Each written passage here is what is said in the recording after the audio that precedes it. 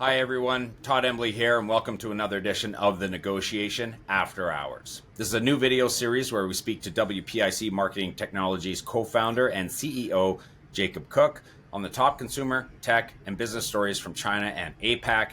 Jacob is joining us from WPIC's Vancouver offices today. Jacob, welcome. Thanks, Todd. So, to start, I saw that last week you released a lengthy article diving into China's post-pandemic consumption recovery and the trends that you saw in the first half of 2023. Why don't you tell us more about that article? Yeah, this is a big story. The thesis of that article is that due to China's ongoing consumption recovery, the China market presents the world's biggest opportunity for growth for consumer brands. Pretty bold statement, but obviously the most viable part of the recovery has been the services sector roaring back in China. Shopping, dining out, and leisure activities are up big now.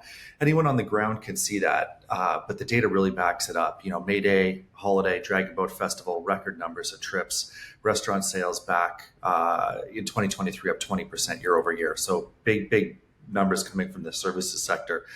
But it has extended to retail too. And according to the latest GDP data release, online retail sales in the first 6 months are up 13.1%. That's incredible. Those are really, really good numbers. And that's backed up not only by the numbers that we see at WPIC, but also some of the other numbers that big corporations have released, like Lululemon China, a 79% increase in revenue in the quarter. Incredible numbers. Nike's China revenue up 25% too as well in the last quarter. Uniqlo just announced 40%.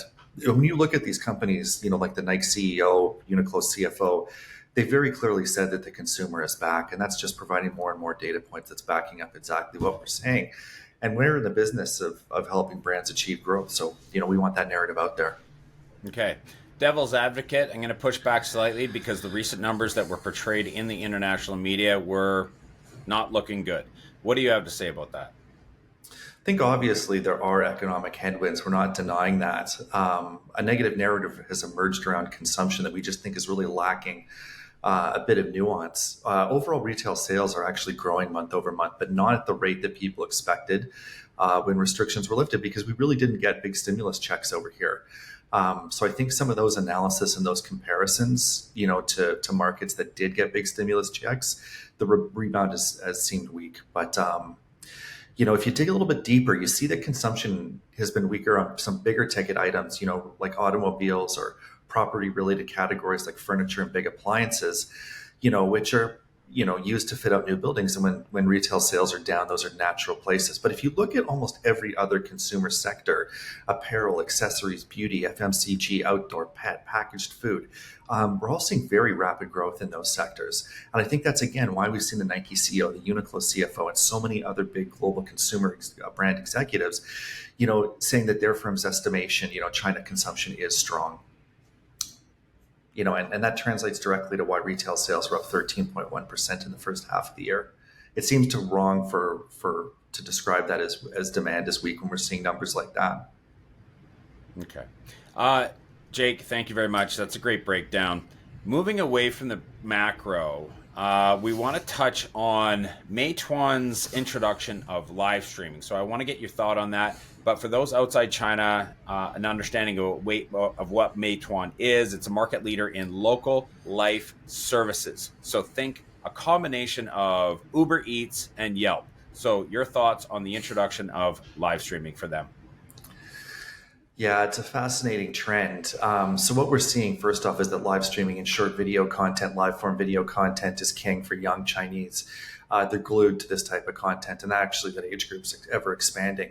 Douyin, the Chinese version of TikTok, has become a major e-commerce player because it had 750 million, DAUs, daily average users, who are captivated by the content that's coming out on that platform. Making the step to commerce there was a really small integration. And look at how the whole industry followed that. This led Alibaba to respond by making big investments in content, specifically live streaming and live form video, which became the new battleground. Now Douyin is expanding into local delivery service using the same idea, like potentially even moving into Meituan.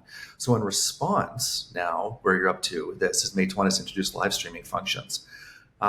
according to company data, Starbucks, Haidilao, a really big hot pot chain over here, have actually seen huge sales increases from using this feature. So some promising numbers coming on the early days. But I'm somewhat doubtful that users will turn to Meituan for entertainment the same way people turn to Douyin for entertainment. However, users also like live streams for gathering information, interacting with merchants. And Meituan does sort of have strangleholds on certain service sectors. So, introducing live streaming, and this could be an effective strategy, for people to learn about deals and special offers that people are offering, and maybe help their actual consumers and daily average users participate more in more different categories they're not normally shopping in. Okay. Awesome. Thanks very much, Jake. Thanks, everyone, for listening. That's the Negotiation After Hours for this week, and we'll see you all next week. Thanks, Todd.